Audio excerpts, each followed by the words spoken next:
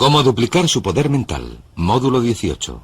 Albert Einstein dijo en una ocasión que todos los niños son genios al nacer, y las recientes investigaciones parecen indicar que todo el mundo conserva la capacidad de funcionar como un genio, siempre que haya en el campo adecuado. Lo que deseamos decirles en esta sesión es que ustedes son genios. Ustedes tienen la capacidad de funcionar a niveles excepcionales en al menos un campo de su vida, si es que pueden localizarlo. El doctor Howard Gardner, de la Universidad de Harvard, ha escrito un libro llamado Frames of the Mind, Estructuras del Cerebro, en el que estudia el hecho de que en la vida escolar solo se miden dos tipos de inteligencia, la inteligencia matemática y la verbal, y que se considera que uno es inteligente en la medida en que disponga de capacidades matemáticas o verbales. Las pruebas estadounidenses de rendimiento académico, todas las pruebas de ingreso y de selectividad universitarias, se basan en las capacidades verbales y matemática.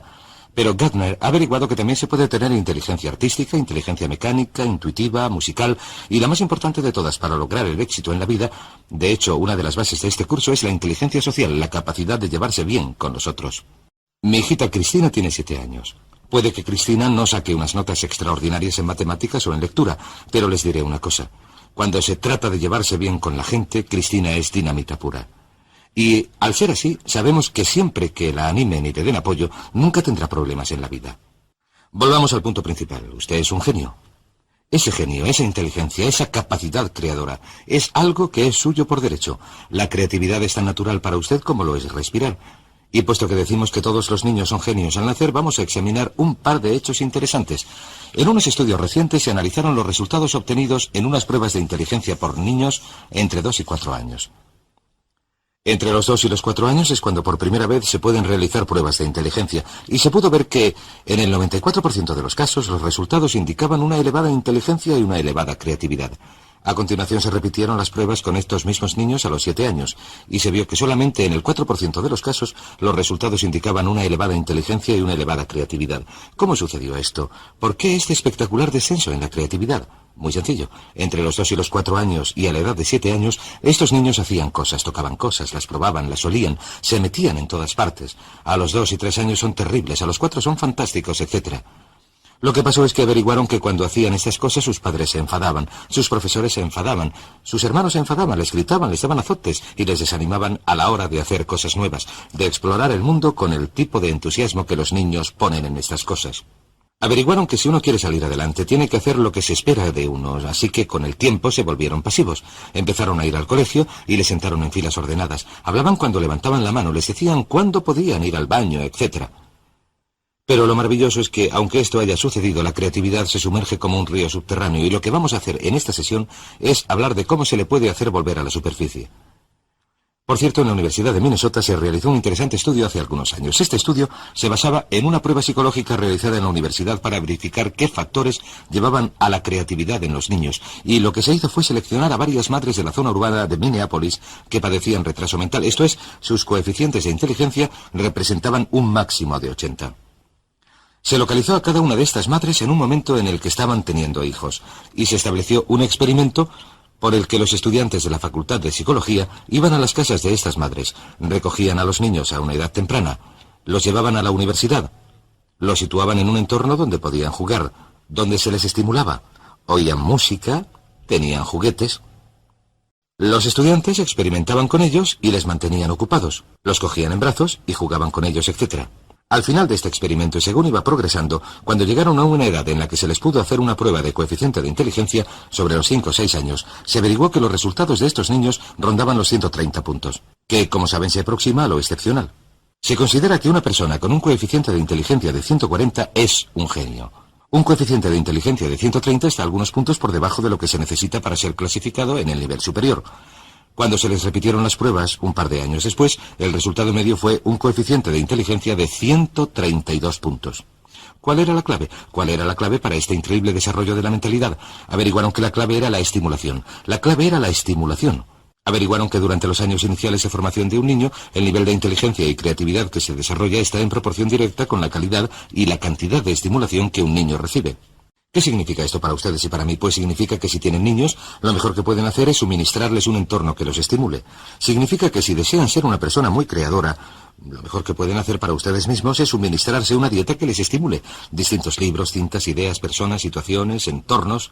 Incluso el hecho de utilizar rutas distintas para ir al trabajo tiende a ayudarnos a romper con nuestra rutina y con nuestra zona cómoda y a hacernos pensar de manera diferente.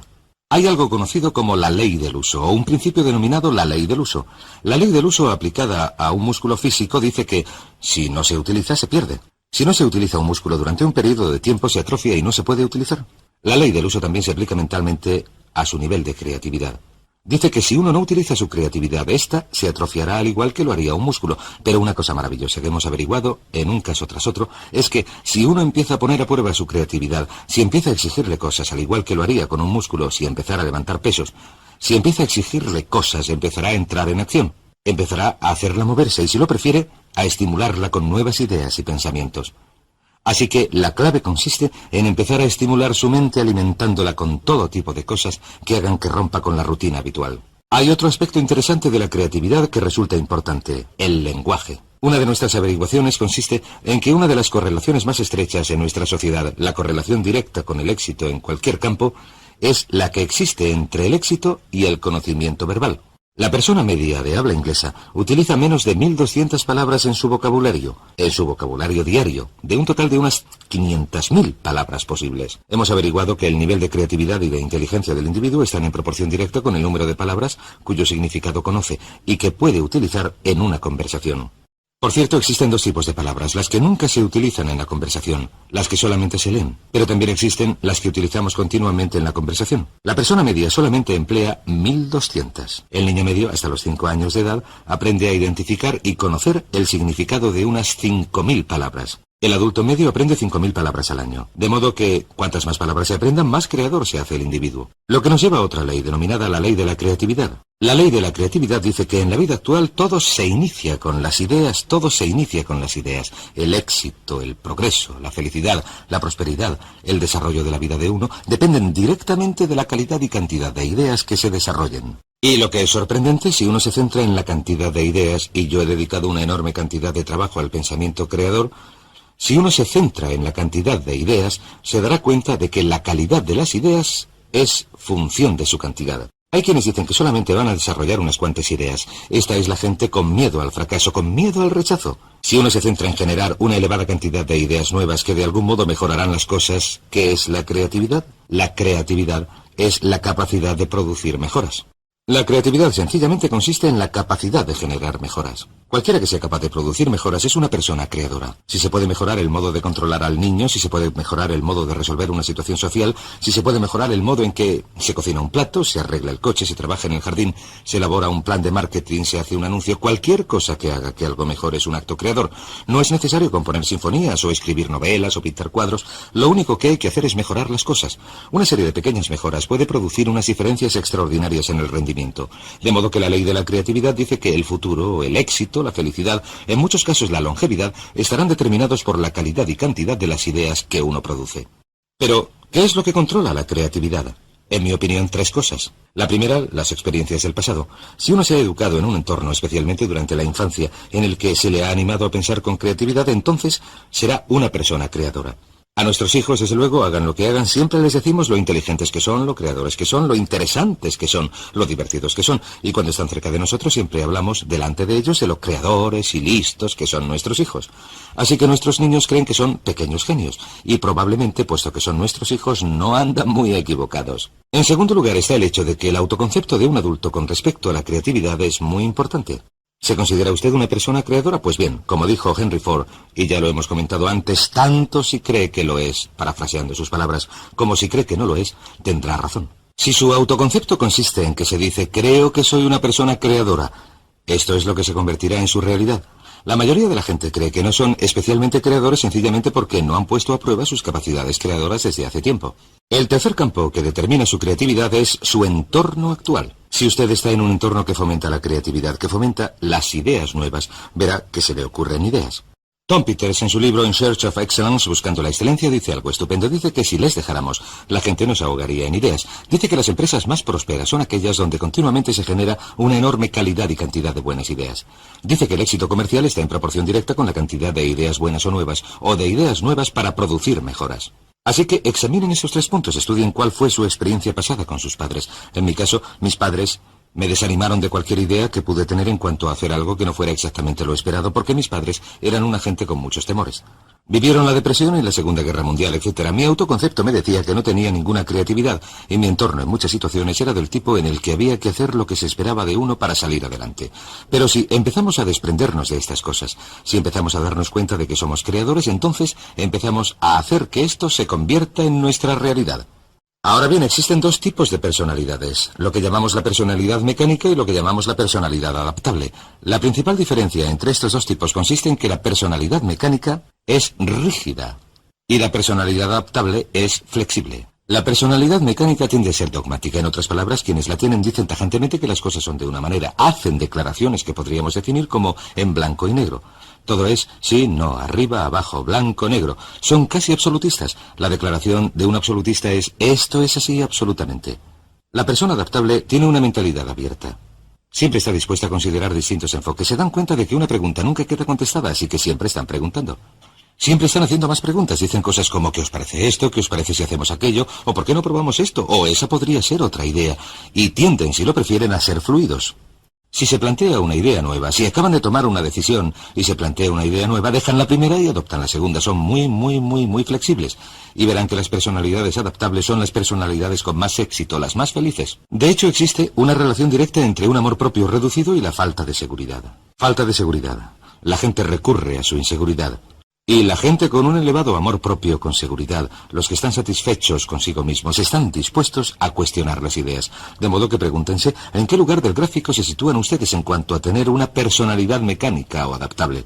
Y he aquí 4 preguntas fáciles que se pueden hacer, 4 maneras fáciles de analizarse. Pregúntense lo siguiente: ¿con qué facilidad en una escala de 1 a 10 pueden hacer una de estas manifestaciones?